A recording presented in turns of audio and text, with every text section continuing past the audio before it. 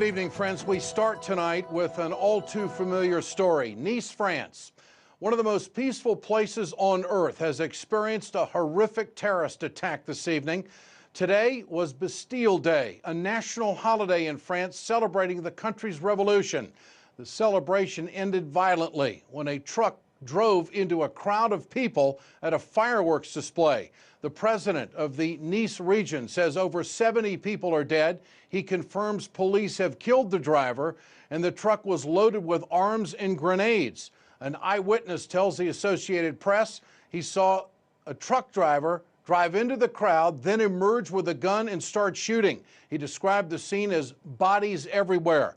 A spokesman for France's interior minister says the death toll is likely to rise, but confirms the attack is not a hostage situation. No group has taken responsibility for the attack yet. For more on this, let's turn to former CIA agent Jack Rice. Jack, always good to have you with us tonight. Thank you. Are intelligence agencies around the world, and especially ours, expecting these kinds of attacks? This is almost a new wave, a new technique. We haven't seen something like this, or am I mistaken?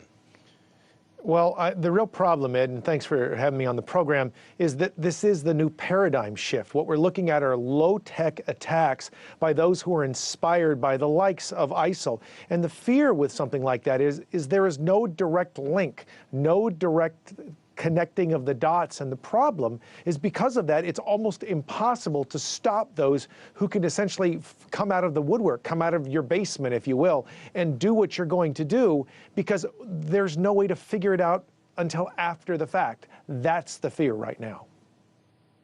This fear here is that this could have been a lone wolf attack. All the details are not out as of yet as the investigation continues tonight. But if it is a lone wolf attack, it's one of the most horrific ones we've seen, isn't it? Yes, it absolutely is. I mean, when we look at the death toll here and the capability of this, but I think the bottom line still is this low-tech aspect to it. I mean, the fact that the weapons that that person allegedly had with them does change it to some degree, because if you excluded those, it would be horrific in its own sense. But adding those to this, it gives it a connection that goes simply beyond Paris, simply beyond Nice in this case. It could be something much, much broader. And I think it's very, very important to take a very close look at the weaponry that was actually in that vehicle to determine exactly where the origin was. That may lead at least authorities to the next best step at this point.